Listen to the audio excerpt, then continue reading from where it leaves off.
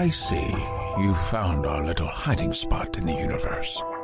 Don't get too comfortable. This is a place where you will find those with an experience that's out of this world, or possibly deep within your life. I welcome you to the Oracles with James Tyson. Lean forward and listen. We will pull you into a supernatural journey with guests from around the world, each one experiencing some of the most extraordinary phenomena this wee planet has to offer. I wish to invite you to support the program through the Oracles with JamesTyson.com Patreon link. For as little as $3 per month, you qualify for a free monthly psychic reading, a past life regression, and exclusive access to our filmed interviews. Don't lower your guard. That's just the beginning as we give back. When I have reached 2,222 members, we will be giving away monthly trips to supernatural hotspots and conferences across North America. Don't run.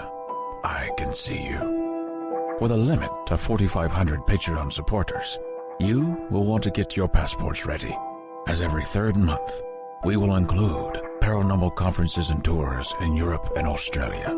I know you can hear me. Visit theoracleswithjamestyson.com and click on the Patreon link. Where are you listening? That's the Patreon button at theoracleswithjamestyson.com. Now, here are the Oracles with James Tyson. Thank you, Liam, you strange little alien you. Anybody else have a Irish alien named Liam that opens up their podcast? It's this interesting fellow who's beamed in, and I think I saw him down in the Oregon area around McMinnville during the UFO Fest last weekend. He was at the end of a crowd, tall, gray, looked at me and winked, and then ran into a pub. So possibly either that or it was because I just came out of a pub. Not really sure which of us may have had too many Guinness at the time. But Liam, again, thank you for the introduction. Today I'm having a friend of mine on. It's Kathy Marrott. And for those of you who want to play along at home or just check her out, please go to her website, kathymarrott.com. That's Kathy with a K and then Marrott, M-A-R-R-O-T-T. She is an energy healer. And I first talked to Kathy a couple of years ago. I was trying to get her on to help do some readings, live readings on air, but she's extremely busy. She's got two little boys that pull her in two different directions at any given time. She's got a real job as well as her real job doing her energy healings and readings.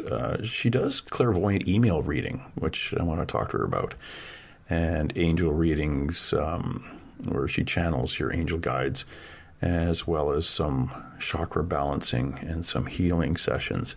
She does this all online and over Skype or the phone. And I want to talk to her a little bit about that. Now, energy healing, what is that? We all have energy. We all are people who exist in various levels of our energy. Some are, well, I'll call it vibration.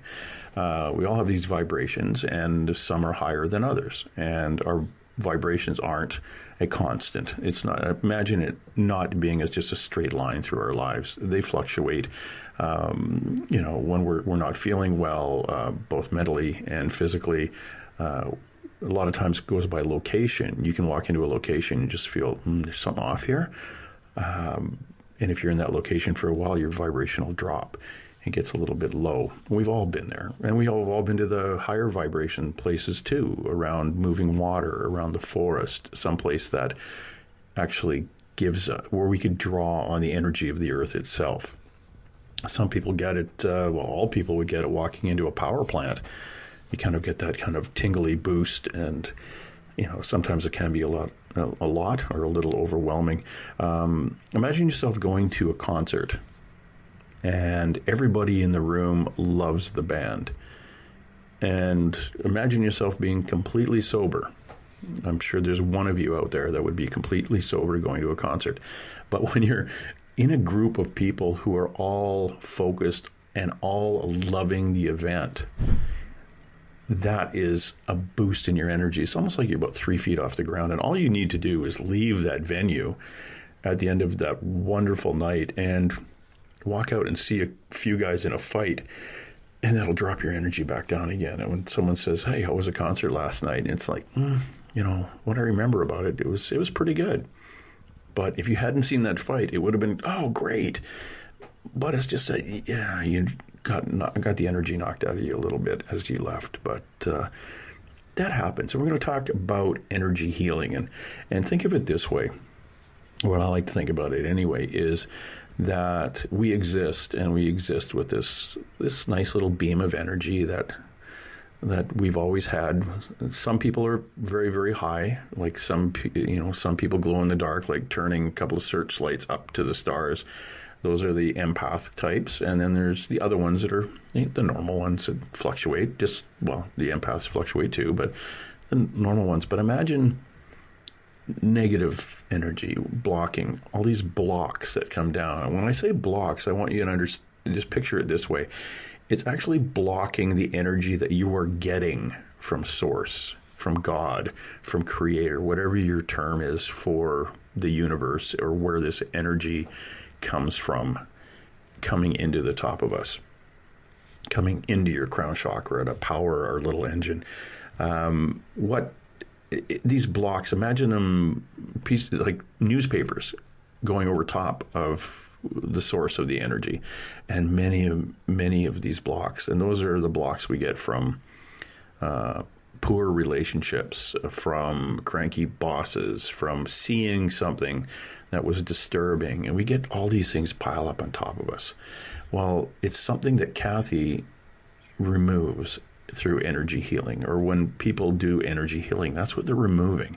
They're taking those newspapers off the top to find who you are and get that connection between source and you open and not interfered with again. And we get those blocks often. We get them from arguing with somebody over a parking spot, or getting into just a weird feeling around somebody, maybe in a lineup at the grocery store. We'll start getting something negative, or somebody's trying to tap into us. And a lot of people will tap into us and not consciously do it. We seem to attract a lot of narcissists. If you're a very higher vibration person, you'll attract a narcissist. You will attract people who just want to tap in. And after that person even leaves your life, there is a residual left over. And these are the types of things that an energy healer like Kathy Marrott will brush away and wash those things off. So she's a very, very interesting person. Energy healing itself is a very, very interesting concept, and I'm very curious about it. I have had some energy healing done remotely, which I thought was fantastic. And in fact, it's later today I'm going for a healing, kind of a Reiki energy healing mix for my bad back. So I'm going to give that a shot. And I'll tell you about that in a couple of days and see how that worked out. I had it once before, and where I had a sore back, and it had been sore for months. And I think I had one energy healing and Reiki combination healing, and I think it was a good 3 weeks that I didn't feel any lower back pain. So that's good.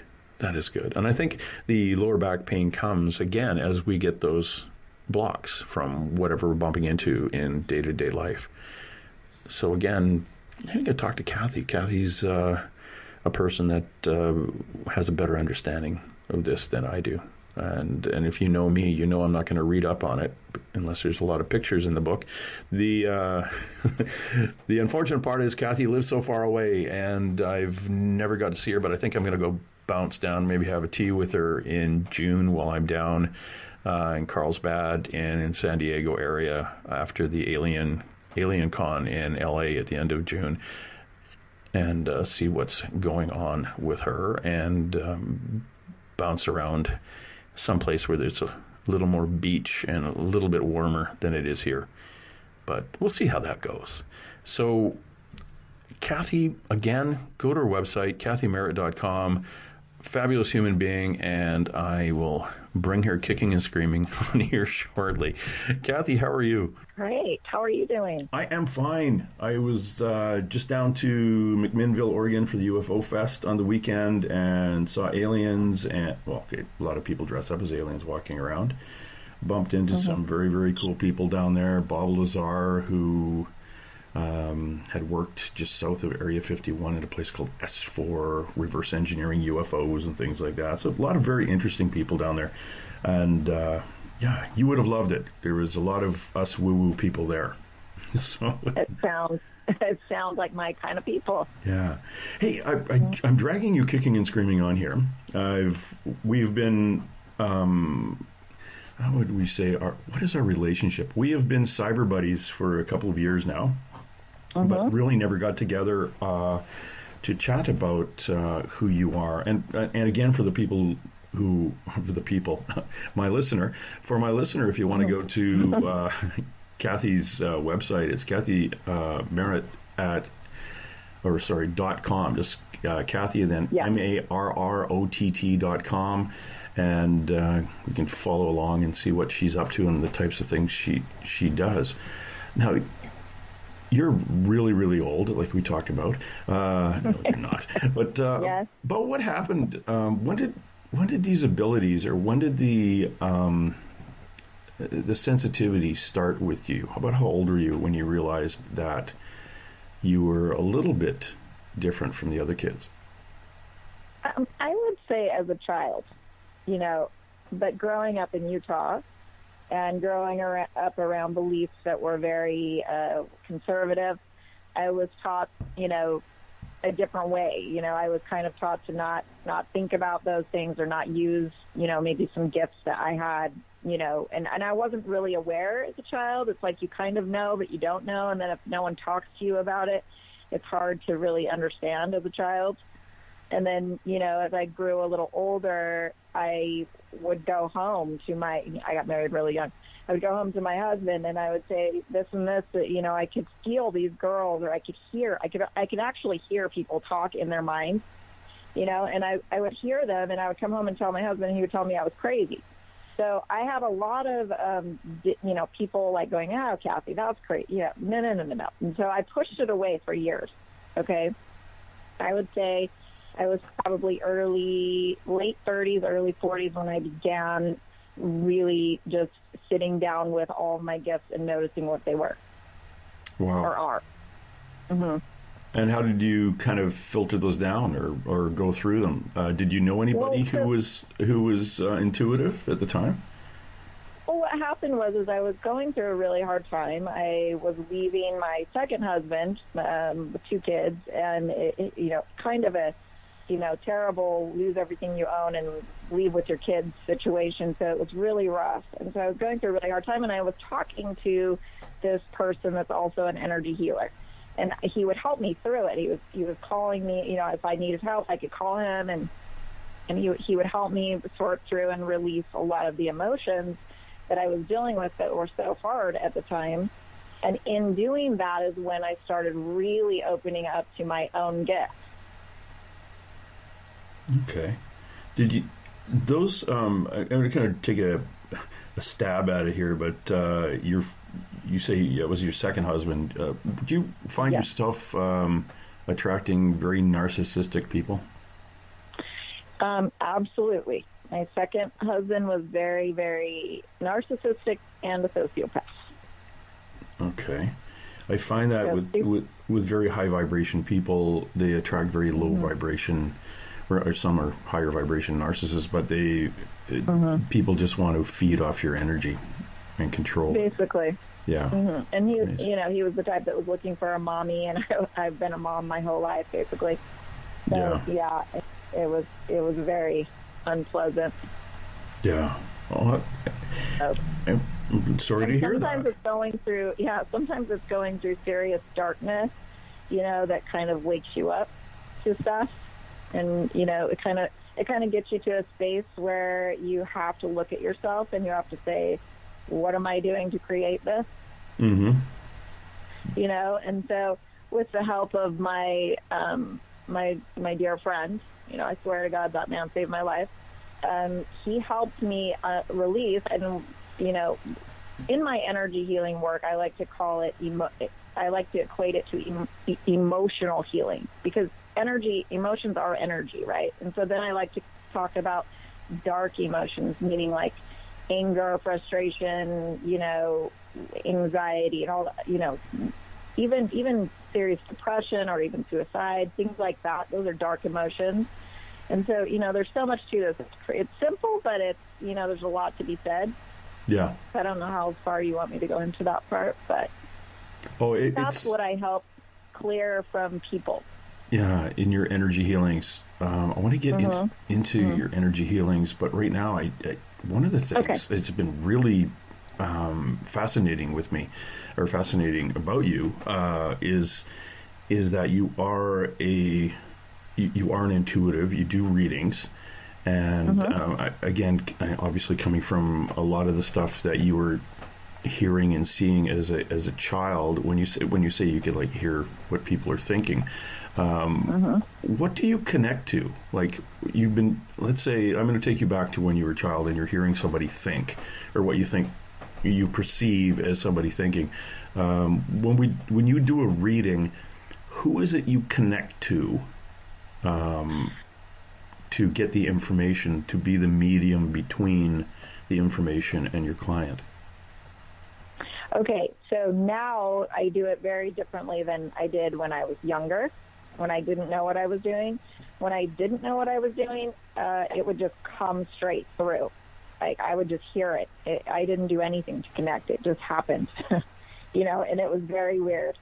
And then as I started learning about all of this and realizing how to connect, so there's a couple things. So I connect to your heart, or the client, I connect to their heart, and the heart has a lot of information. Okay, and then the second thing I do is I actually connect to your guides, your spirit guides, or some people like to call them angels. They're the exact same thing. So I'll get information. So for me, I have visions. I hear what the guides want me to say, and I also can feel very strongly the other person's emotion. Okay. So I have all three of those gifts, and so I can help. I've also been taught how to energetically, like right now with you, James, if I wanted to pull emotion up, we could do it right through the phone. I don't need to see you in person.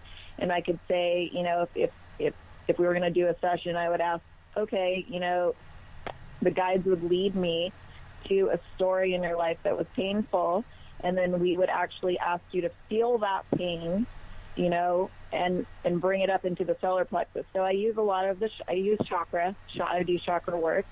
We pull energy through your chakras, and then we would ask you to feel that pain.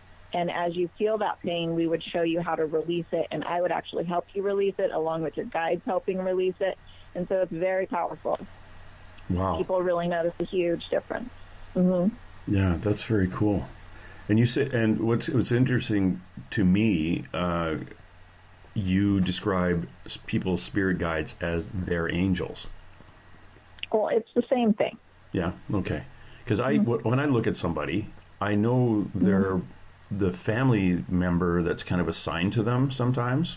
I could, if I'm looking at you, if I'm standing, look at you, I can see, or see is a bad term.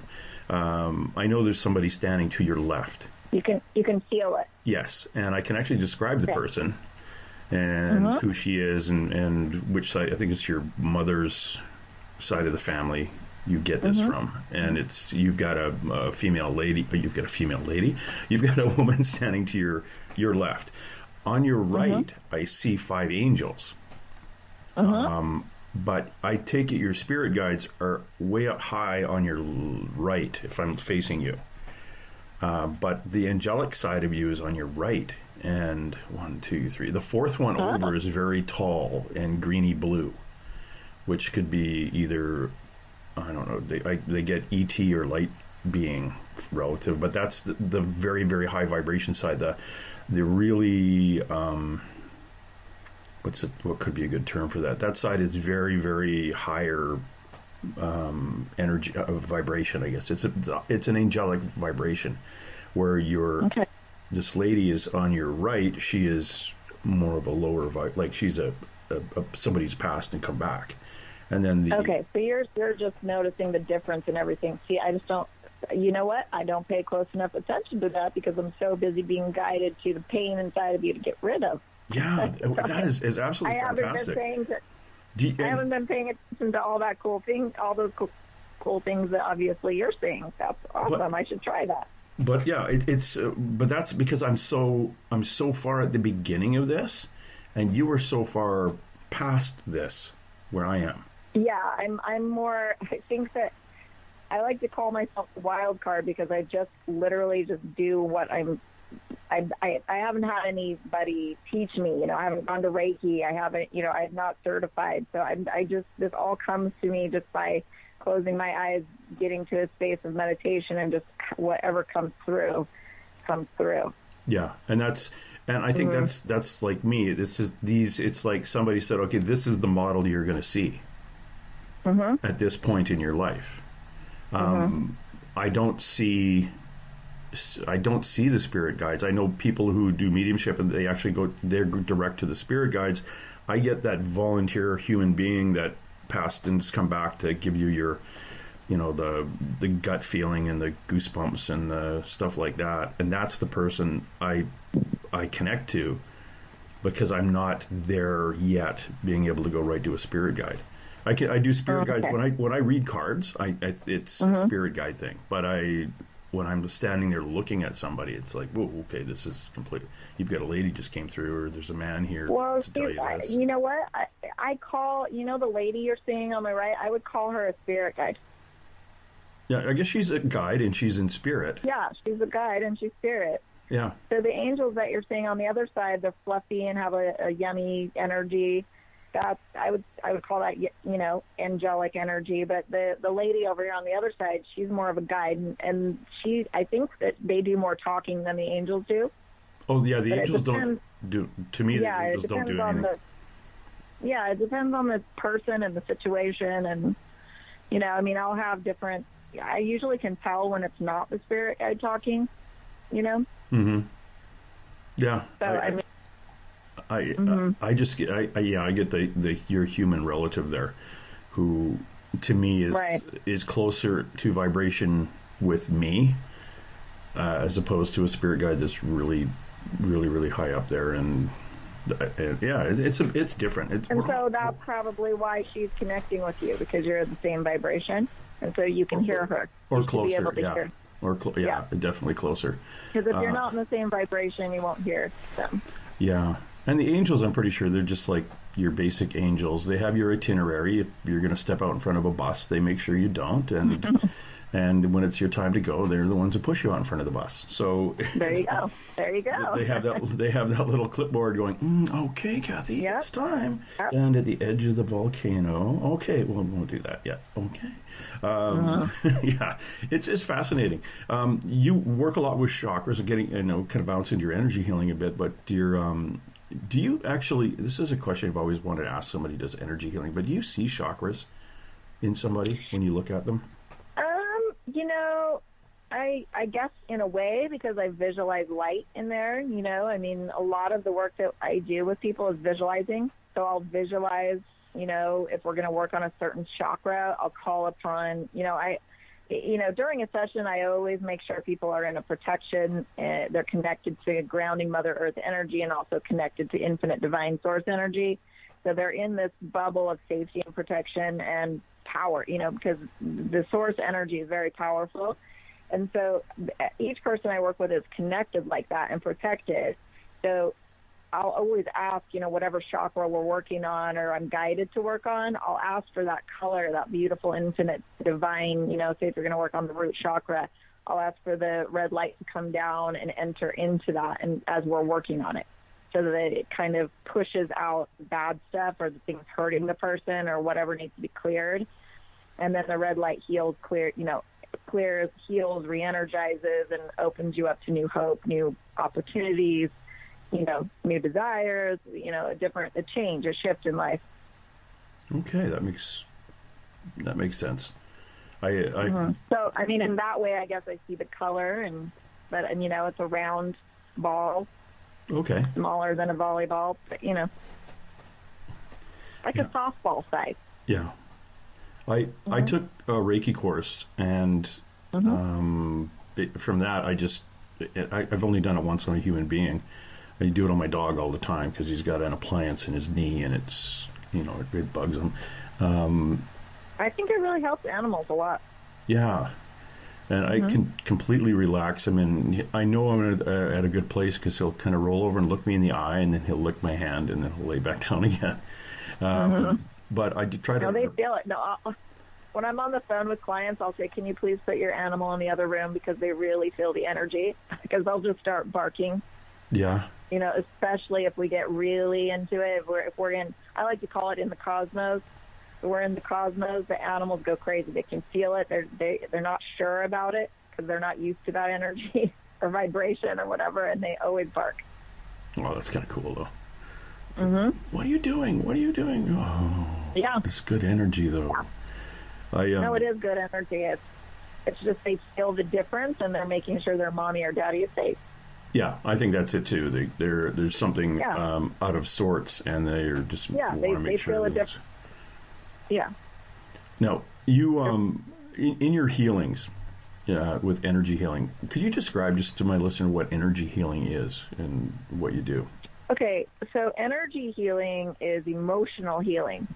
So what happens is we are taught, pretty much everybody in this world is taught, when something terrible happens to us, it will just heal by when you don't think about it anymore. We shove it down in somewhere in our body unknowingly, and then we don't think about it anymore after a few years, and we just think it's gone. But it's not gone, okay? Because what happens is that pain is shoved down somewhere, whether in a chakra, or some people it goes in their liver or manifests into a disease, or, any number of things. It can also manifest into troubling problems throughout your relationships, throughout, even work problems, how people treat you, depending on what happens. Okay. And then we don't really realize why that's happening to us, right? We're like, well, why is my life so hard? Why is my boss so mean to me? Why don't I have friends? Why can't I find one person to date me past 4 days? Why can't I, all these things, and so a lot of times it's from past pain that's been shoved down in you. And then what happens is we manifest this wall of protection so that we hopefully don't get hurt again. But in my opinion, that wall of protection creates more pain. So I like to tell all my clients, we create from our pain. So our life is continually created from our emotional pain stuffed down inside of us. Okay. So you go to someone like me, and I connect to you, your heart, and your guides, your angels, and then they'll tell me where to start. I'm usually given an age, or I'm given a time. I'm also usually given, people that were in the story that hurt you, okay? And kind of what happened, and then we have to, what I'll usually do, I have different processes, but one of the main processes is where we send that person back as the woman or the man they are today, right now, into their childhood or into their adulthood, and we help that person. We talk to them. We say, this is what happened and why, and so that your child or your, older, your young adult or whoever we're working with in your past of your life, I hope that makes sense.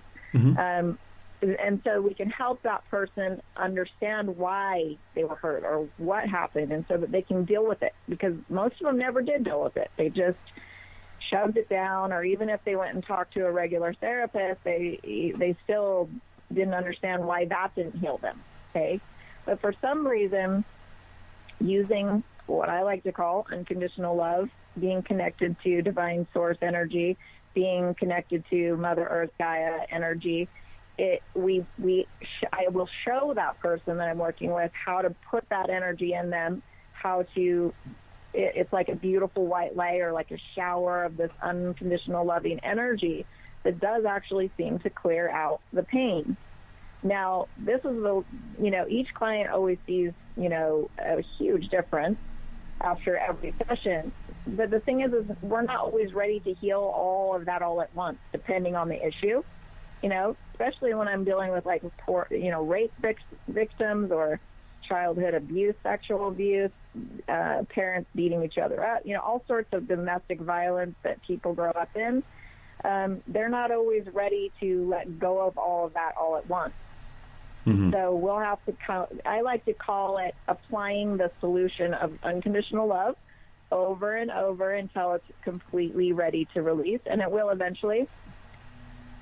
And so it just takes time, and all my clients that come once, they always come again. I mean, I have weekly clients that come kind of like if you went to a therapist. Yeah. And it's just amazing work. I've really had so much fulfillment helping people heal. Would you say that over and above what your intuitive and mediumship abilities are, it's the healing, the energy healing, and the healing that is really your calling? Yeah, I mean, I do see psychic things. I see future. So I'll see, if people are asking, well, what about my future?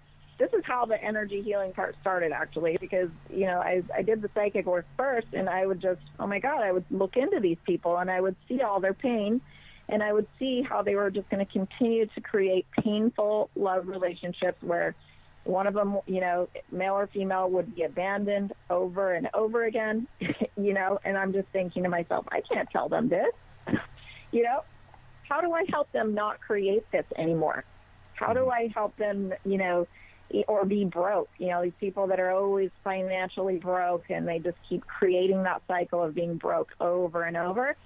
You're not going to create anything different if you're unaware of it, right? And part of it is just being aware and conscious, which a lot of people aren't aware and conscious.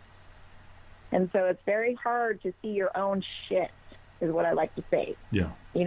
Sometimes it takes someone else like me, someone who does what I do, looking in and going, okay, let me help you. We can pull out this issue.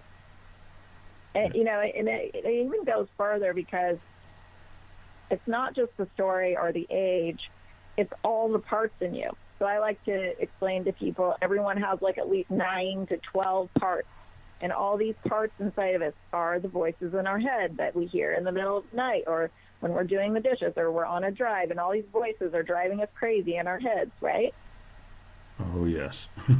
And so, yeah, everybody I talk to identifies with that. And so what happens is I can hear all those voices.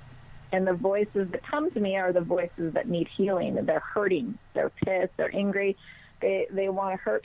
Some people even have rage in them. And there's just this, and I like to say parts of you because, we have all these good parts too. We have loving, kind, thoughtful, sweet parts of us, and we live in those parts, but then all these upset parts are still living in us too. So that's part of what I help pull out. I like to say pull out kind of like a thorn in your side, help create this safe haven for these parts of you to come out, have a talk with us, and release that energy too. So it's a really amazing, I don't know, what would I call it, different processes that I'm given by your guides to help heal and change situations from your past, usually. But I have clients that I work daily, too, especially like real estate agents that are constantly just stressed out of their mind. They're not sure what energy, what energy am I giving off to this client? Or, what are people that have different people that they're working with, say they have a huge corporation and they're like, well, should I partner with this person? So I have the ability to look into anyone. I don't need to see their picture. I can just tune into their birth name and I can start telling you personality. I can start telling you intentions. I can start telling you exactly what these people want from you. So I help a lot of business owners with that kind of stuff. Wow, that's very cool. We're talking to Kathy Marrott. She's out of Southern California and is a energy healer. Kathy, you've one of the things that I found was very, very interesting about you.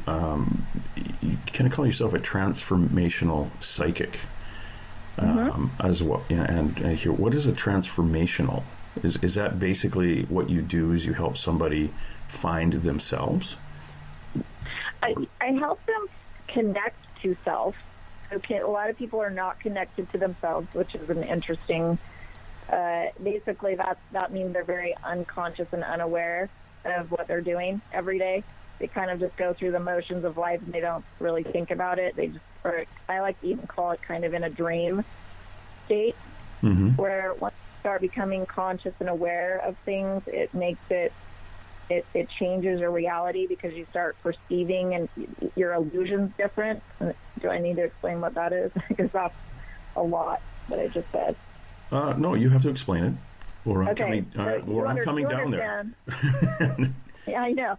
So you understand your illusion. Everybody has an illusion of what their life is. Everyone has an illusion of what story they're going to make the next day, or what story they're in. And sometimes when you can step back finally, and this is what I help people do, when you can step back and see why or see how or understand what this person's intention is or what the feelings are inside that person, then you can step back and have a different perception of that story, right? Mm-hmm. And it changes the outcome. Got it. Mm-hmm. Yeah, that's... So I would call that transformational. So that's transformational, and also the healing part, that we talked about already, pulling out pain. Yeah. It also transforms your illusion. So instead of having these illusions of everyone hurts me, my life is difficult, I never have any money, that's all an illusion you're living in because of your pain. So if we can transform all of that and change those stories, then you can start living in a new illusion of prosperity, abundance, love, kindness, happiness. Yeah, and it's basically the way you. I always think of the spirit guides as or our angels or our guides as those little railings on the bowling alley for kids. So it's almost like you are bringing that up too. You kind of help people understand the boundaries and to keep them on track. And you're presenting them that. So a little bit of coaching, is that what you mean? Yeah. I would say so.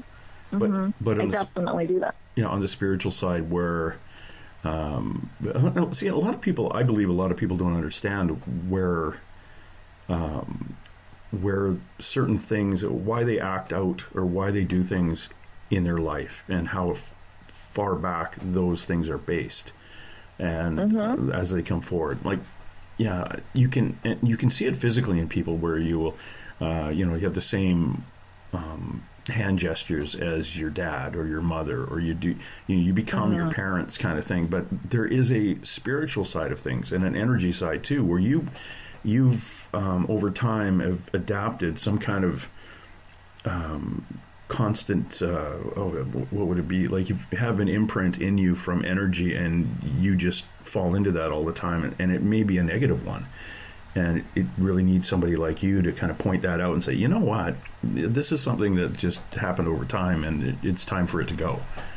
And well, the thing is I'm usually guided to help the person see for themselves where the pattern began.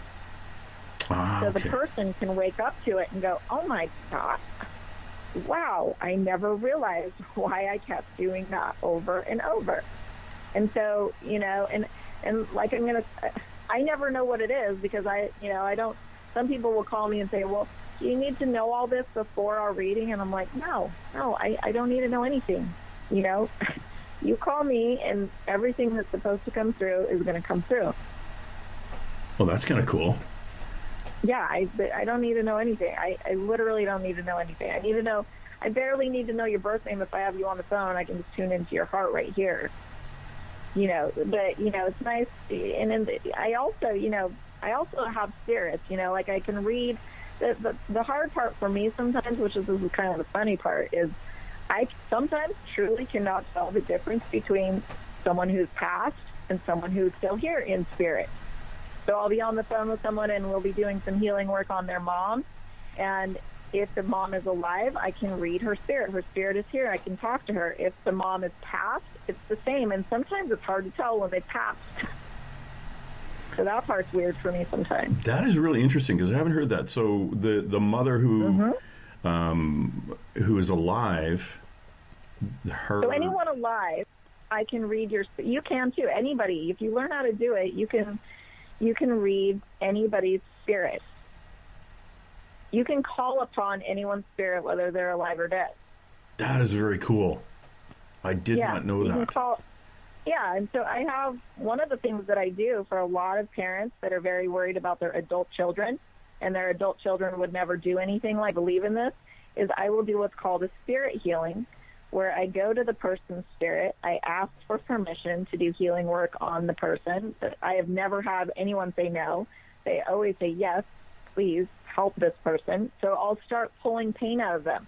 And what I'll do is I'll write an entire email. I'll go about an hour, and I'll write an email of all the past pain and the reasons why this person is doing what they're doing. So the mom or the dad, whoever's ordered the spirit healing, can read everything that came through. And oh my God, I'll get phone calls and they'll say, wow, how did you know my son got in a car accident when he was 19 and his leg has never been the same, all this stuff, so I don't know. I just tune into them and I talk to their spirit, and we start pulling out issues and pain.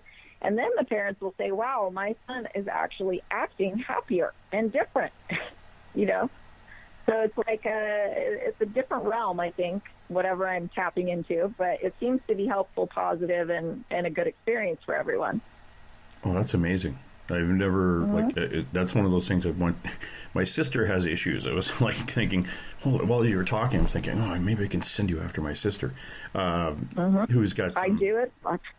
You don't even know how many family members are like, it's usually someone who's come to me and I've worked on them, and then, they'll be like, I wish you could work on my sister, but she would never, or my daughter or my son, they would never come to you. And I was like, well, I do spirit healing. And then there you go. I've got spirit healings all day, So. And Kathy, could you, so I got in a car accident back in 99 or something, and it sore lower back, which is affecting my sciatic nerve or something like that. Is that, that you can't heal, right? I'd be willing to try. I mean, I can say that I've there's an emotion and there's a reason in that emotion that you got into the car accident. There's an energy you were putting out. And I know that we want to believe it was an accident, which it still is an accident. But there's always a reason for everything, right? Yeah. So it's quite possible that day you were, just fine, everything was normal, but maybe something was really irritating you or bugging you, and who knows, maybe the other person who crashed into you also was, and that's why you guys collided in vibration. Mm-hmm. And so there's a way to release that energy and see if that releases the pain, which it has for many. But, with that kind of pain, you have to that's when I give people homework, and I tell them, let's do the session, you and I together, and then when we get off the phone, your homework is, and I would teach them how to do their own light therapy on themselves, which is teaching them meditation, how to connect to the divine, how to get divine energy down through their crown chakra and down into where your back hurts. And holding that love energy in your back can definitely heal. Okay. But, it's cool. something you would have to reapply, and you probably want to do that on your own because, unless you want to pay me every day, which I'd be fine with. But, But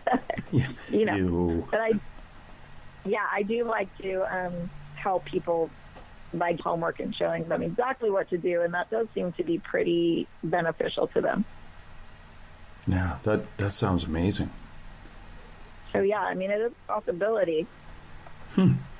I've helped. There was one woman that I've helped through, and she's been coming to me for a couple of years, that she had fibroids in her uterus, and now she's gone to the doctor, and her fibroids are dissolved. Wow. Doing the light therapy. Then the other one was a woman that had problems with her lungs her whole life, asthma issues, going in and out of the hospital, such bad asthma. And I've been working with her for quite a while, like 5 years, but she hasn't gone into the hospital or had an asthma attack like she has in the last 3 years. Like, she's amazed. So I think as long as you do your homework and I can help you get there, I think that it can be healed. Yeah. Oh, okay. We'll have to start thinking a little more positively about my bad back. I'm going to call it my good back. Well, yeah. I mean, and part of that is, there's a lot to it, because part of it is loving it. What we want to do when something hurts us is we want to hate it. We want to be like, no, get out of me. You're hurting me. Ow. We want to put hate on it, right? Mm-hmm. And it's actually kind of hard to put love on pain. But, that is part of it, if you give love therapy to the pain instead of hate therapy. But it is kind of like everything in your life, depending on what pain you're creating from, as far as, everything. Pain in your body, love, relationships, work, money, every relationship. People even have problems with just acquaintance, like going to the store, they'll have people giving them problems, and that's an energy they're putting off. Yeah. Of self-hatred, usually. Yeah. Or anger towards self. And that's all the stuff that I help people release and get back to love and acceptance of self, which is key to a happy life. Yes, it definitely is. Yeah. Now, when it comes to your readings, you can do them actually through email, can't you? Mm-hmm. Yeah, I do them through email all the time. So someone would send you an email and saying, "Hey, can I get a reading?" And you plug in, or do they send you a list of questions? How does that work? Well, I'll just tell them. If they want, a full hour reading, then I'll just say, what would you like? We can do general, or we can, a lot of people will be like, no, I just want whatever comes through, and whatever comes through. And other people will be like, I want whatever comes through, and then I have these specific questions. And I'll be like, okay, done. They can do it either way. When, as you do this, the information that you're getting, and you say it comes from their angels / spirit guides. Mm-hmm. And the person's heart. And the person's heart, okay. I had a very, very unique thing happen about 2.5 years ago, and which is about almost the time that you and I first started to communicate. But something I've never asked you, a lot of, I used to have a little show called Two Mediums and a Large, and I have psychics on there. And also I would interview psychics from those TV series like Psychic Investigators, Psychic Detectives. Right. And a lot of my friends are psychic. Well, about 2.5 years ago, and this goes right around the world. It wasn't just a few of my friends and some of the people I would speak to. Their own personal angel / spirit guide took a step back, and an extraterrestrial came in. Whoa. Okay, I was going to ask you, did you go through that too? But I guess not. No. So that lasted about some of them in between 4 and 6 months. This happened. I have not had that happen. Okay, because one of the ladies, she actually, when it came through, because she said, "No, you're not welcome. I don't want you."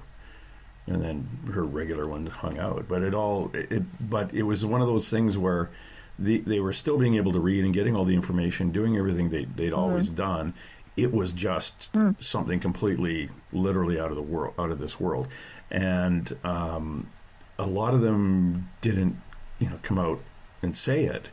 My friend Joanna did, and we used to call her guy Rob, which he thought was funny because he didn't really have a name. But then I started privately asking people, like from Canada to the U.S. to Wales and France, and they're saying, "Oh, why? How did you know that?"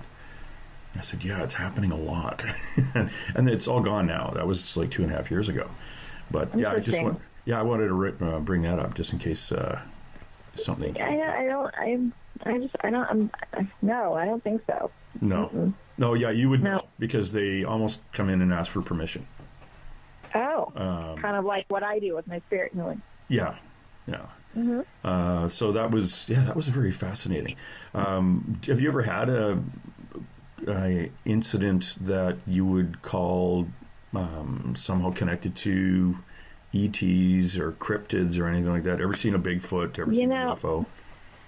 No, I totally believe they're out there. I've never witnessed it, though. I mean, I remember years ago, just as a little girl, my mom told me she saw an alien ship driving down this canyon in Utah. And then I don't know if that puts something in my head as a little girl, but I used to wonder if my mom was an alien. I remember thinking that. I was just like 6, 7, 8 years old, and I would be like, I think my mom's an alien. See, you're intuitive. Really weird. She honestly could be. Yeah. She honestly could be.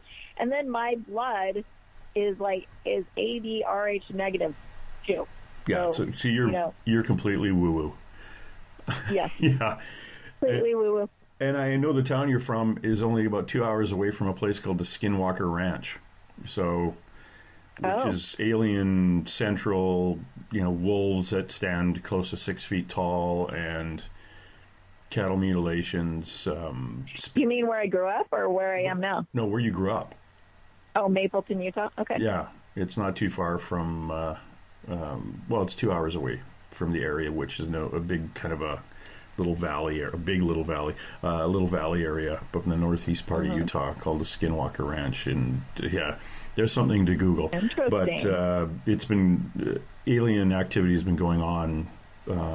The First Nations there have been recording it for hundreds of years. In fact, there's, I think, petroglyphs in the area that reflect it too. But it's a very active place spiritually, and with some really, really weird stuff happening, possibly underground. So they've been doing investigations in that area for a number of years. And the people who own it right now, it's like a military compound. You can't get on it. It's all investigations into it. So it's a fascinating place.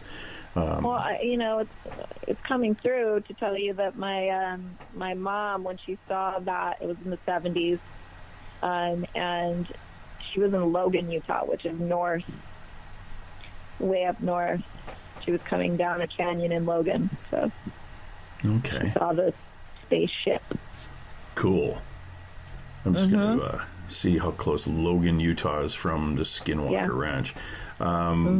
Yeah, it is an interesting area, and whether it's the actual geography itself, or why certain places seem to be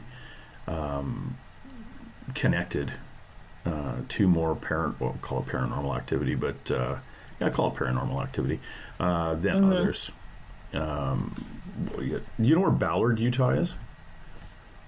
I think so. I think that's south. It's south? Okay. Because that's Ballard, Utah is where... I'm pretty sure. That's kind of one of the closest towns to the Skinwalker Ranch. So... Interesting. Have you been to the Skinwalker Ranch? No. I just really... last weekend when I was down at...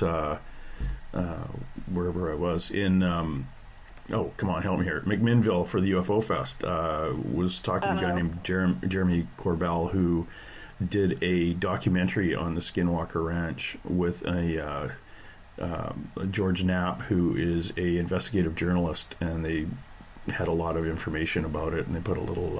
I watched the documentary, and I was fascinated with this thing. And it was the first time that I'd really heard... I've always heard about the Skinwalker Ranch per se, but it's like, whatever, I don't know exactly what it is or what the big brouhaha is, but when I watched the documentary, it was amazing, absolutely amazing. Ballard is south of Logan, about 3 hours, but it's an amazing place, an absolutely amazing little place. And just south of this Ballard community, if you ever to look on a map, is just a big vacant. There's nothing for hundreds and hundreds of miles. It's just wilderness. But the occasional seismic things where like oil crews would come out and poked around, but it's the middle of nowhere, and not too far from a reservation. A couple of reservations down there. So it's an interesting place. I'd recommend you not go there. Okay. Stick where you are in Southern California. It's a lot nicer. Yeah, it's really nice out here. It's the ocean too. You and I are those people that like big trees and moving water, and that's Yeah. that's how we get ourselves fixed. And if anyone wants to look up a little bit more on Kathy, go to she's got a Facebook page or two. Kathy Marrott, Marrott. Am I saying it right? Mm-hmm. Okay. And Kathy with a K. Kathy with a K. Yeah, I was hoping it wasn't Marrott. So no, you're saying it right, Marrott. Yes, it is Marrott. The kind of French Canadian thing there, I meant throw de Marrott in there. I do actually get people calling me that a lot. So yeah, it's but it is Marrott. It's Marrott as in Marriott without VI. Oh, Marrott. Or again, KathyMarrott.com and Kathy with a K, and again, follow us along on there. It's I'm fascinated with the readings and the type of readings you do, because I've never bumped into. Well, probably a lot of people do the email readings, but I just assumed it wasn't a thing, but it is a thing for you, which is very cool. Mm-hmm. What is like one of the readings you do? It's an angel reading, and you actually channel your angel guides. What can you kind of go into that? What does that entail? Well, so for that, I mean, it's definitely for someone who's more, on a religious tone, right? Or wanting to, obviously they're going a little crazy calling a psychic, but, hey, they believe that the angels are there and we can hear them. And so I'll just, I always connect to the person and spirit guides and angels every time I do a reading. And I'll just tell them what's coming through. And so a lot of times what is coming through is maybe stuff that they're having a hard time with, like with work, issues at work, problems that I can see, or their angels are going to say, look, it's going to work out here, it's going to work out there. Maybe take this path, change and do this way. I'll be given all sorts of advice from angels. Okay. And, a lot of times it seems like it's either, and I feel bad when it's both. Sometimes it is both, like someone's in a terrible relationship they need to leave and they're just too scared to leave, something like that. So angel guides are there, I'll do angel channeling. And honestly, the person doesn't even need to talk. Like, I'll just say, how about you let me tell you what's coming through, and then if you have questions after that, then you can ask the question, And so I like to just start my readings off without you even saying a word, and I'll just tune into everything and just start telling you what's coming through. And that's just the most healing, clarifying thing reading. People love it. Yeah. It's like all the information they needed to know came through, and they didn't have to say a word. And to me, that's one of the purest forms of readings. And for the skeptics out there who think, oh, you just kind of, you look at me and you go by my body language. And oh my God, I posted something about one of my interviews with Skeeter Wellhouse, who's a psychic, or Joanna, Joanna, the psychics I know here, and it was on I think it was on a Facebook page or something, and the comments were, well, I don't understand this. Like, everyone knows that, once they have your name, they can look you up anywhere on the internet and know all this information about you and watch your body language. And I read this thing thinking, yeah, Joanna doesn't even want to look at the person she's doing the readings for. Me either. Yeah, it's one of those things. If you look at them, it throws you off because they may wince or they blink or something, and you think, "Oh my God, am I on the right path?" You know what it is? No, this is what it is for me.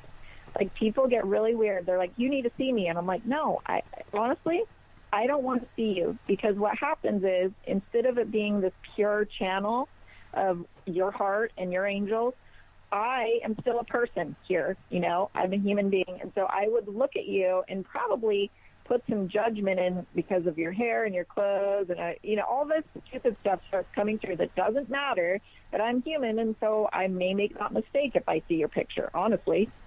Yeah. So it's really a much purer read if I don't see you at all. Yeah. Yeah.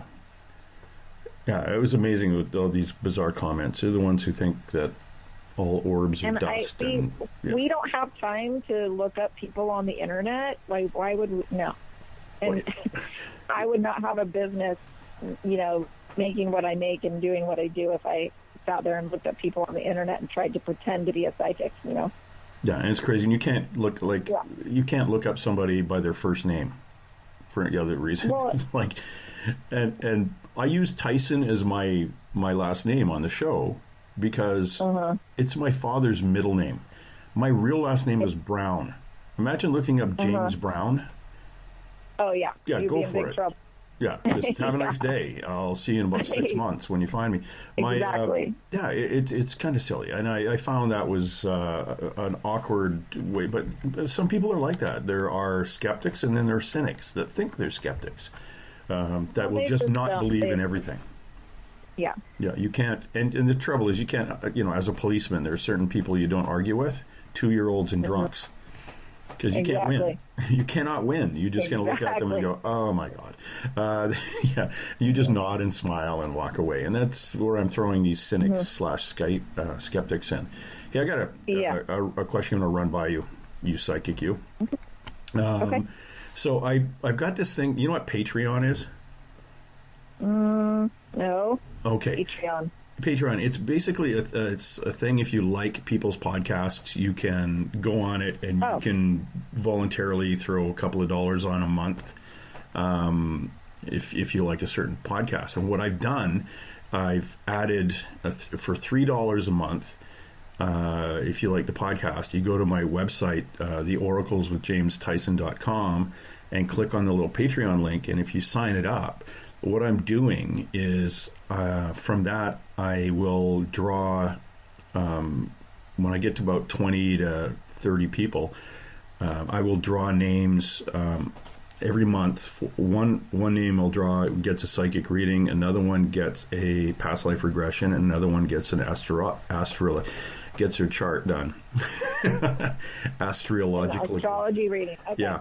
And when I hit 2,222 people, if you think about it, that's a lot of money coming in a month. So what I'm doing is I'm drawing a name or two, and it'll be for a trip for two, airfare, accommodation, and car rental.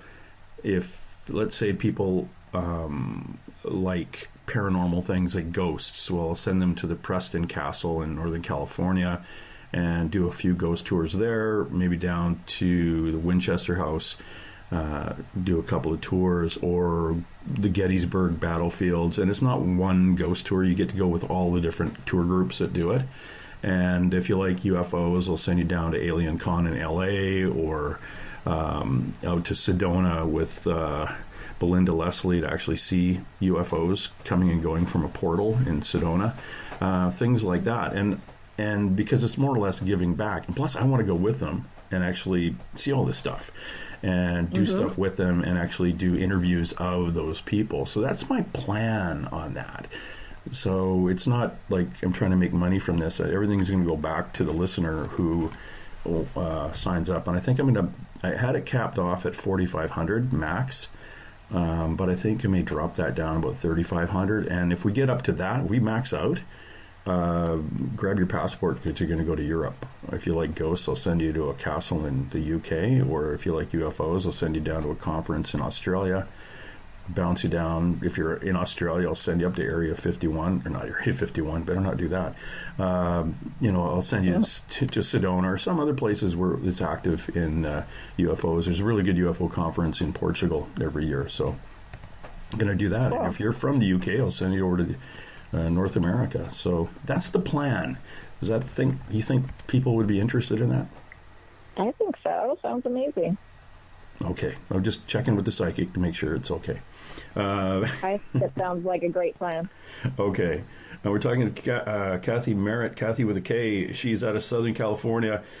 Please go to her website, kathymarrott.com, and follow along, because we're kind of going through some of the stuff she does, her readings. The fascinating one for me was the channels, your angel guides for you. So that was very, very cool. And plus the clairvoyant email reading. That, to me, that's always fascinating to actually do something on an email. Because when it's almost like if you were proofreading somebody's essay for your kids hand you an essay, mom, say, can you check this out for me? And you're kind of reading it going, oh, okay, the teacher is going to A, B, and C on this thing. You'd be the greatest proofreader If you look, if you can do things Well, like that. I mean, don't expect perfect grammar or punctuation. I kind of just, honestly, just whatever channels through me, I write down, and I do kind of try to look through it after I'm done and go, okay, fix this or that. But I don't even always use capitals. It's just kind of, you should just know it's from an angel, and she didn't have to capitalize or use punctuation all the time, okay? So people don't seem to mind. Oh, that is fascinating. So you're actually, when you're typing the information back to the person, it's channeled. Yes. That is fascinating. That's very, very cool. Yeah. Yeah. Do you ever channel handwriting?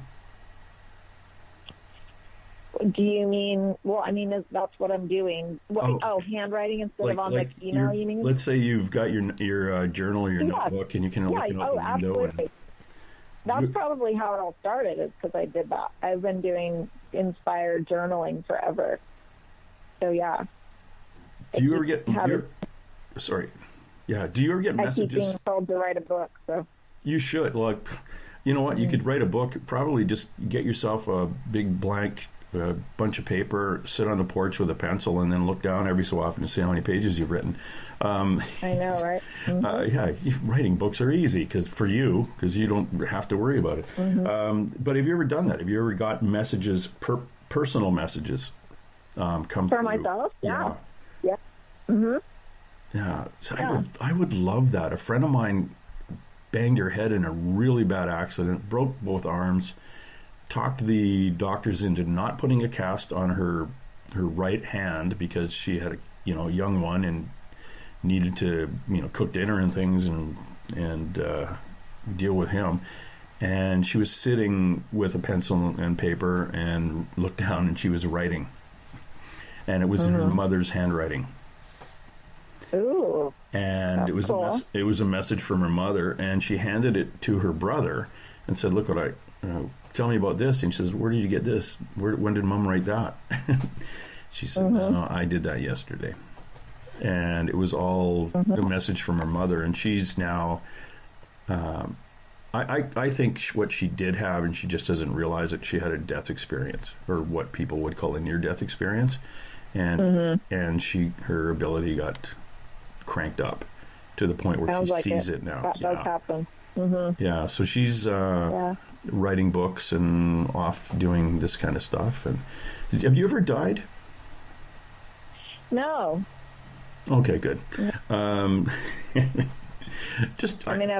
I've had complete destruction. I think I told you in my life, that I had to start over from ground zero with 2 little children. But I was alive. Yeah, you've. We won't get into that, but you've had some personal challenges that are that really knocked you down, but you've really blossomed from them. So absolutely, which is good if you think about it.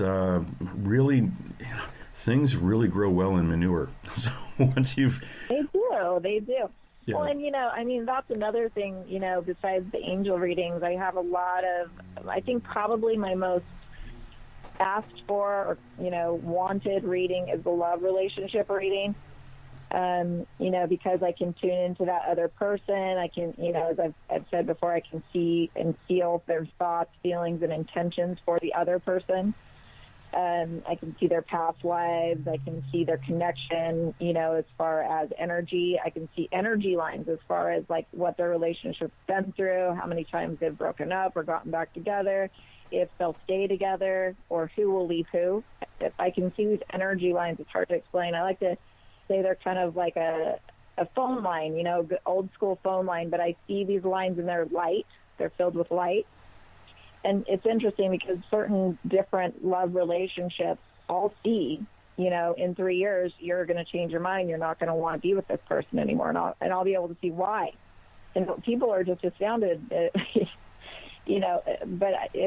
I think love relationships are probably my favorite readings for people.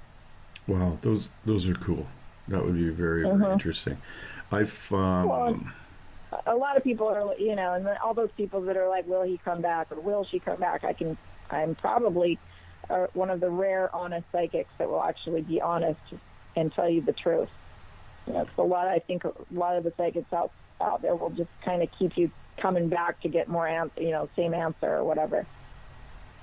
So I feel, I don't know, I think those, the healings are huge, probably half my business. The other almost half is love relationships. So that's probably, the main part of my business. And then, I do chakra therapy here and there. And then the angel reading is also just kind of here and there.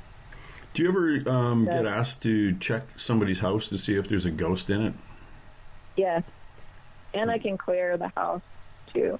Okay.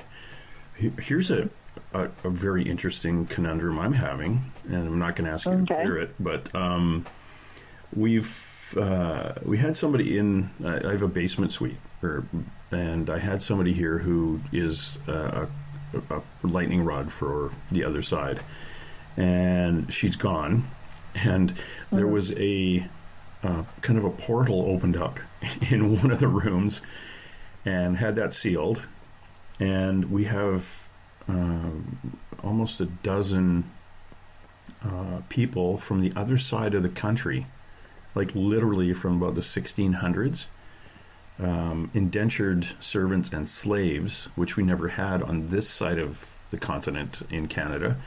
And they're in my basement right now, along with two elemental beings, fire and water. And we're like, okay, how do we get you guys home now? And we moved on a elemental being that was a forest related one, and we've now kind of have to deal with these other ones. So it is really interesting. I've got a couple of psychics working on it. They came in there and said, okay, it's obviously these things are from the slave trade. And I said, yeah, we had no slaves here. We don't have. That's what slaves we had. I think we had 5,000 max black slaves in Canada at one point, and they're all on the east side of Canada. But a lot of indentured people, because they come from the United Kingdom or Ireland, and they said you've got to go work 5 years for this farmer or something like that. But they're literally they're standing down there with what I understand is they got this look on their faces like, where are we and who are you? And I'm just like, we're not going in there. And the psychics can't go into the room remotely. They come in remotely and they start walking in, and they start coughing. I'll be on the phone with them, and they'll say, okay, I'm coming in the room. Oh my God, it's full of smoke. And they cough so bad, they say, I can't get near your room. So I'm thinking, okay, this is not good. So that's what we're working on this month. Well, that sounds like a handful. Yeah, luckily I don't have to deal with it, and it's like I just don't go in the room right now. So, but it's a bit of a pain. I'd like to, and one of the biggest things, and for my listener who knows me, it's I don't like having people who have passed hanging around without trying to cross them over. I think, and that's why I left a number of my paranormal groups I was with, because we'd say, yeah, you've got ghosts in your house, and actually some of them didn't even tell the clients. They'd say, yeah, I think you might, but we'll have to come back next week with more people, and then we'll come back the week after that with even more people, so they can all talk to your ghosts, and we think this is fun. Instead of saying, yeah, you've got a ghost named Debbie, she's upstairs, she's very confused, let's try to help her. Yeah, because I still have a problem with ghost tourism, where we've got a haunted asylum here, and let's charge people to come in and poke at them. Why don't we just help them? So, but with my work, I haven't worked with a lot of ghosts. Really, I mean, I think when I'm doing readings and stuff, I just work with spirits that are coming in to give information to the person.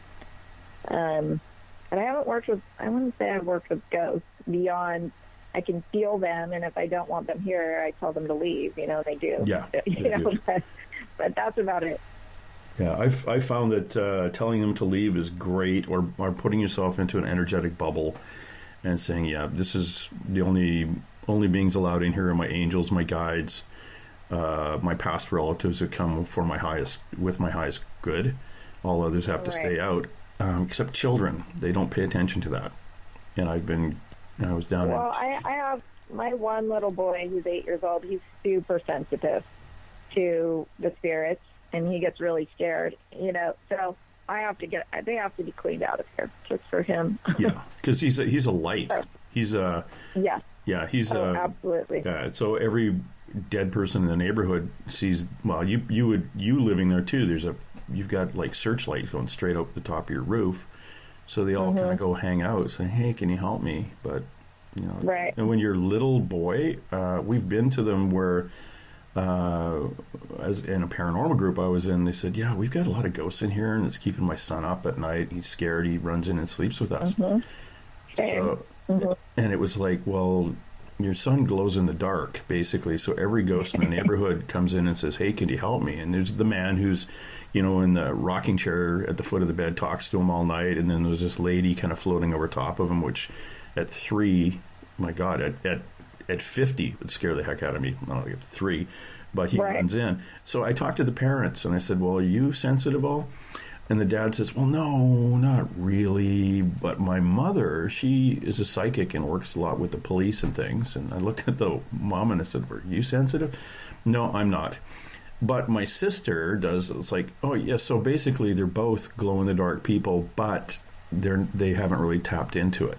And I'm looking at them going, yeah, your son is just he's got everything that you guys had, and you probably had the same things going on when you were 3. You just kind of blocked it out. But there's nothing we can do. And they've had the house, they've had shamans come in and clear all the spirits out, and that works for about a week, and then they all come back in. It's like, until your son understands how to block it himself, sorry, I can't really help you here. But... yeah, right. Other than to just start crossing people over, but by that time you end up getting this long line out the door. Well, my son is old enough that he knows how I've taught him how to protect himself. Yeah. But when they were little, it was hard. It doesn't seem to happen as much for my son that's 10 now, but when he was a baby, they used his crib as a portal. I already know. I mean, it was it was crazy when they were babies. Now they're older. Now they know how to deal with it. They know how to tell them to leave. They know to not be scared. Yeah. Even though my 8-year-old still gets scared. But, Yeah, I've seen photographs that you take when you guys go to the beach and stuff. And I noticed that, they're little, well, especially, and I think it's just what I see when I look at a photograph. But when they're around tidal water and the moving water, they're little water boys. They're in their element, and they glow. Is best I can say. Yeah, they're just. I don't think you should ever live in the center of the U.S. where there's no ocean, because these guys would just go crazy. I think you're right, and their mommy would too. Yeah, I think so too. I think you're all water. That movement. I like of water connecting and energy with the mermaids in the ocean, and I like feeling the power of the whales. It's such a cool energy. Just go sit on the sand on the beach and just ask for the energy of the mermaids, all the energy of the whales, anything, any specific. I've never connected to like octopus or anything. I prefer whales and dolphins, but it's cool. It's a different energy. It's powerful. Yeah, it's the you think about the strongest mammal on the earth is going to be a whale. It's like the ability to move that body through that ocean, and the amount of energy that they put out. When you talk about mermaids, are you connected a little bit? What am I asking Kathy Marrott if she's connected a little bit to anything? To elemental beings. What is your belief system on elemental beings? Do you mean like fairies and things? And well, mermaids are right up in there. Yeah. Mm-hmm. Well, I think I only really connect to mermaids because I don't know. I went to the ocean and it started happening.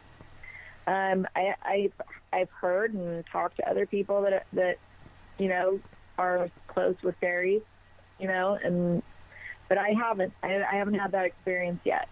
I'm open to it. Yeah, be really nice to everybody who connects to fairies, because fairies are really, really, really strong and can be really, really mean.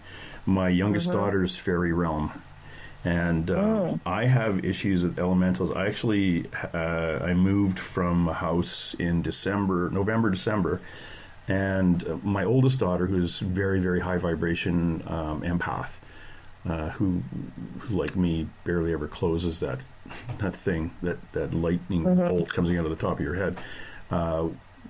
There was construction in our neighborhood, and we had a creek that ran quite deep, but way under our home.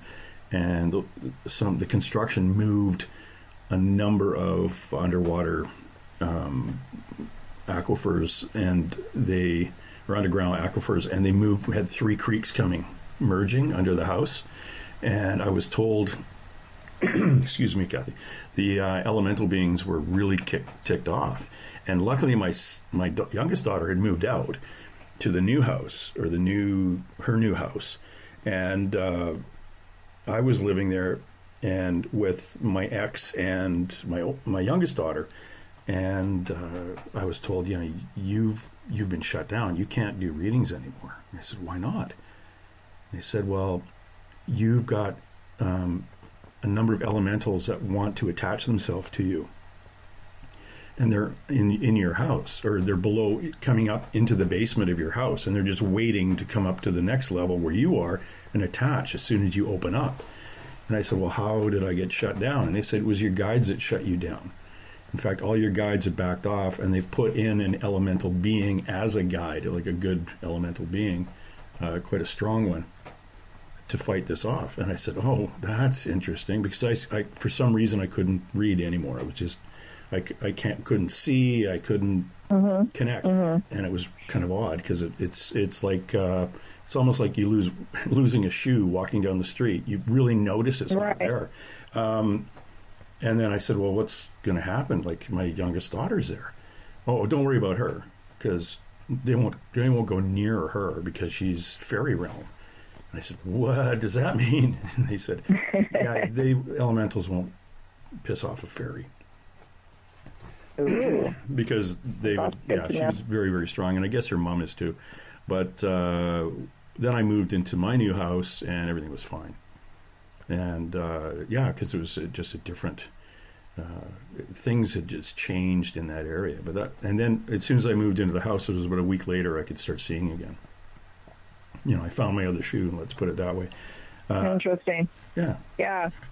So that's that elemental issue that I have, and every so often, like once my abilities got blocked, because I would do a reading for a person, then I'd phone my psychic friend and say, hey, did I do a good reading?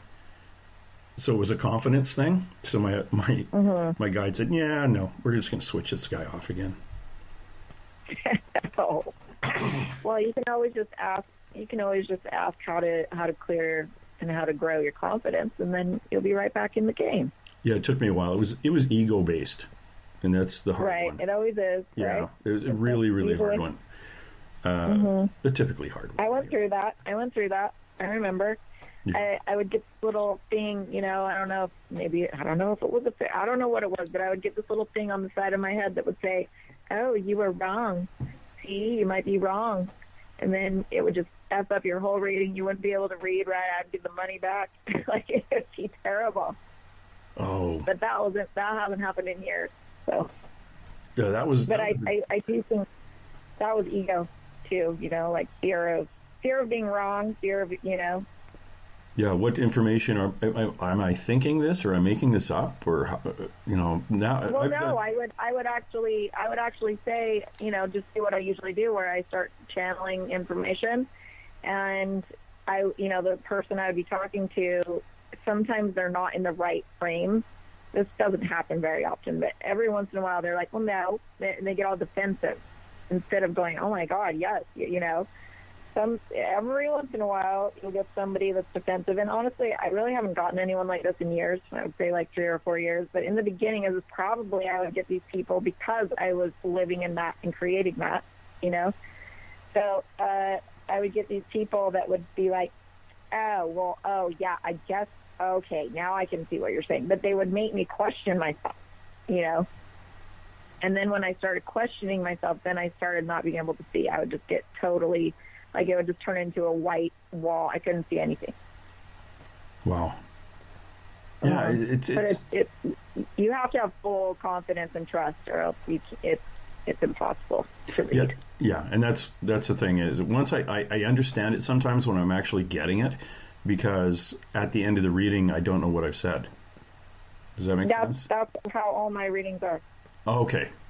Yeah, that's... So I always tell all my clients, I'm like, please understand, I'm channeling this through a different realm, and I do not feel bad or do not take it personal when I do not remember anything I said to you. Yeah, so and they're like, okay. Please record this, because I'm not going to be able to help you at the end of the day. Well, yeah, once in a while they'll still come back and they'll be like, remember when you talked about this? And I'm like, no, I don't. I'm sorry. I don't remember. Yeah. I'm sorry. I actually had to read oracle cards for a friend of mine who has a metaphysical shop. They couldn't get a reader in, and they called me and said, could you come and read? And I said, I've never really read cards for anyone other than my friends, and I don't charge money, and I don't know if I'm that good. And she said, well, no, so-and-so is like one of the top readers in our area, and she says, you're really good, so you're going to come and read. Okay, fine. And it was funny that this is the first time I realized that I'd flip a card and I was getting information from their pets. Do you ever get that? Animals coming through saying, hey, I'm the dog she had when she was a kid, or in my case, I'm the cat. Her second cat had died last year, and now she's on her third cat, and the second cat is telling me, or the dead cat's telling me, that the living cat is sick and has to go to the vet. Do you ever get animals coming through?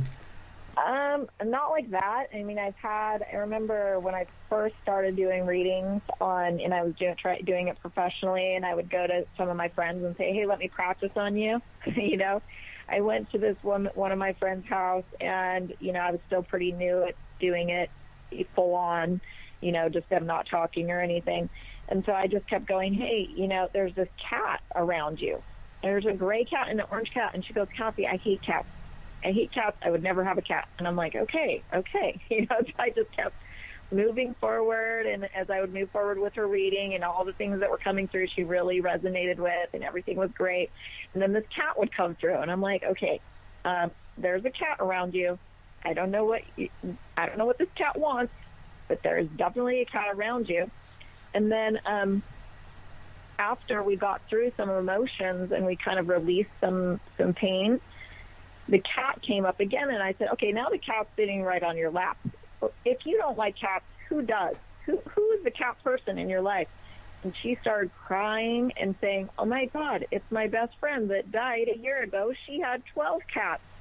It's her. Oh, my God, she had a total breakdown. She goes, oh, my God, the cats are my best friend. They're around me all the time. And I said, the whole reading, they've been here. The cats have been here the entire time. And so it just really touched her, because it was obviously her friend that loved cats that had just passed away and wanted her to know that she was there. And everything was fine. Well, this has been really, really good. I really enjoyed you dropping by, and in the distance I hear some weird Alice Cooper music and a bunch of instruments. So that means it's about time to go. And I really want to thank you, Kathy. Now, and again, please go, if you're on Facebook, go to Kathy Marrott and check her out there. And on Facebook, it's called Divine Guidance Kathy. Oh, right, because I skipped that. Divine Guidance Kathy. With a K. So I have Instagram is Divine Guidance Kathy. Facebook is Divine Guidance and Healing by Kathy. But if you go to my website, that's www.kathymarrott.com, then all the links are there. You just have to push on Facebook or push on Instagram, and you'll go straight to those venues. Excellent. And there's information, everywhere. And that's kathymarrott.com. Look at you throwing the W's in. WW. Yeah, we don't do that anymore. Oh, see, I need to learn.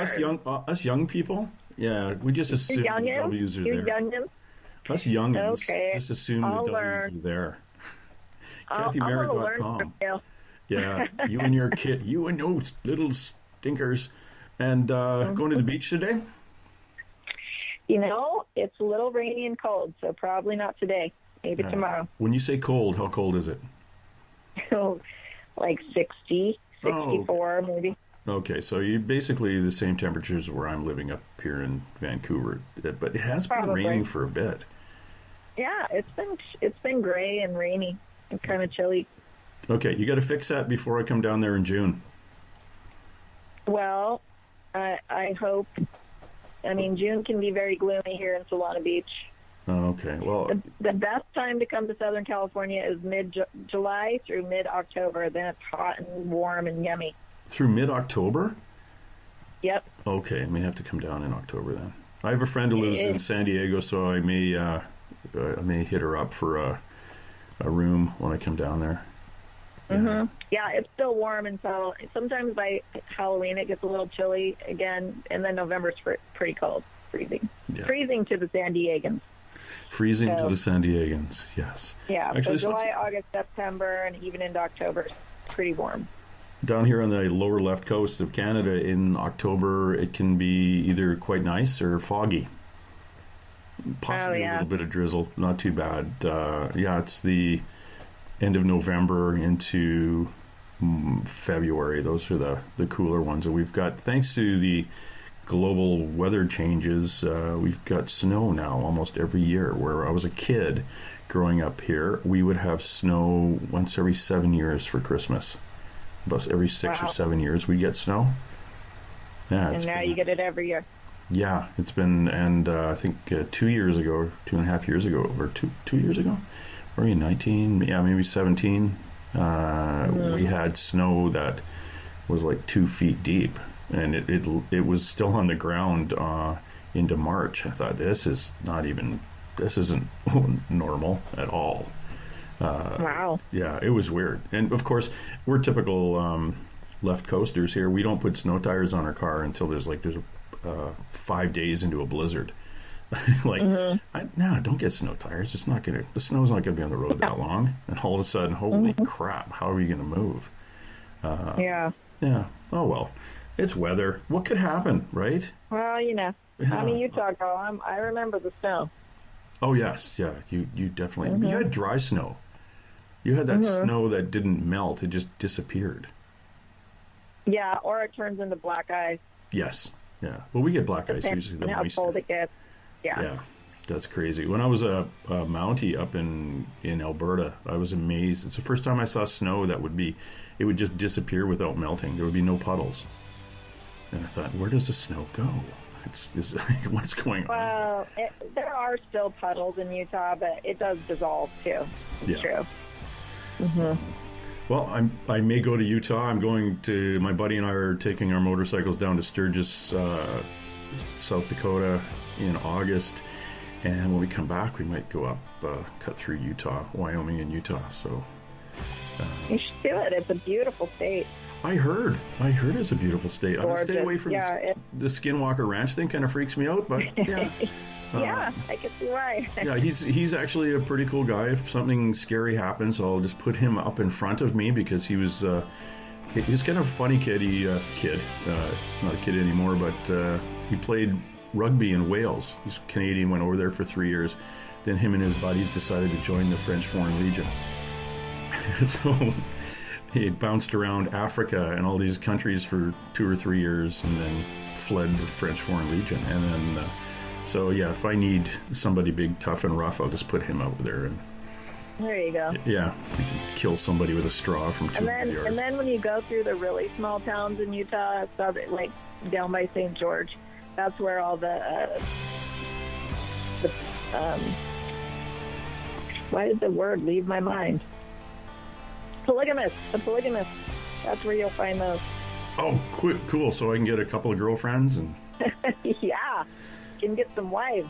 Get a couple of wives. As long as they all have really good jobs, I don't mind. With the economy where I live, a 3-income family is the best you can get. 3 to 4 income families. Imagine that. Yep. Get the house. Actually, in my neighborhood, there was 3 lawyers. They were in a relationship. Because you can, I think it's since the 70s or something, it's legal to be married to more than one person or something here. But There's two guys and a lady, and they had it worked out. Man, oh man, they had money into a savings account for vacations, like international tour trips, and others paying off the house, and the other one doing this and that, and like, oh my God. Hey, whatever works, whatever makes them happy. Exactly. Mm-hmm. Exactly. All right, so I'll definitely go through the small towns and see if I can load a couple of wives on the motorcycle. There you go. Except, what's the creepy part is that there's like, hi, I'm 15. I'll be your... No, you won't. Go away. Yeah, it does get a little creepy. And you probably have to be in their religious belief system also. Oh, for a couple of weeks anyway. Yeah. Yeah, that's interesting. That's interesting. We'll just stay with the That's a whole nother phenomenon. Yeah. And how do your spirit guides feel about that? So I haven't asked. Don't ask. I haven't even asked. Don't ask. Yeah. All right. Yeah. I'm going to probably I'm going to hit you up for a coffee date when I'm down there in June. See if you've got 10 minutes, and we can go to the beach and watch your kids glow. And call upon the whale energy. That would be cool. Have you ever seen a mermaid? Cool. It's really cool. Have I seen the whales? Yeah. How about a mermaid? No. But you know they're there, right? You can feel them? I feel it. Yeah, that's really interesting. Yeah. That's a base elemental energy. It's a very magical, powerful, magical energy. It's great. Yeah. I highly recommend it to anyone. Yeah. Especially if you live in Wyoming or something. Come on out. Yeah. And come to Kathy's beach. If you come to my beach, it's a little colder. So yeah, my beach is we can see the mermaids easier here because they're wearing parkas. So yeah. The shells over the parkas. Yeah. Right. Kathy Marrott, thank you very much. And again, go to kathymarrott.com if you want a email reading. Check out our readings. Clairvoyant email reading, angel reading, where Kathy channels your angel guides for you, and the 30-minute healing and the 30-minute reading sessions too. And also she will balance your chakras if you're feeling your chakras are a little unbalanced. If you've hit too many bumps in your life and they're shaking around. Which is interesting. I had a friend who had, she said she went for a healing and she had one of her chakras removed. What? I know, right? I'm saying, well, is that a thing? She goes, no, I don't. Removed and then they put it back in. I don't think anyway. Well, it could be a process in a visualization, but it wouldn't actually be removed. No, I think, you might be able to... Yeah. Turn it off for a bit. I don't know. There's so many chakras. There's 7 base. I don't think so. It's all the other. I don't think they are ever turned off. No, I think you. That's it. Let's roll. And hey! Let's be careful out there. Far over the snow, what are those voices? They sing as they go. What are those voices?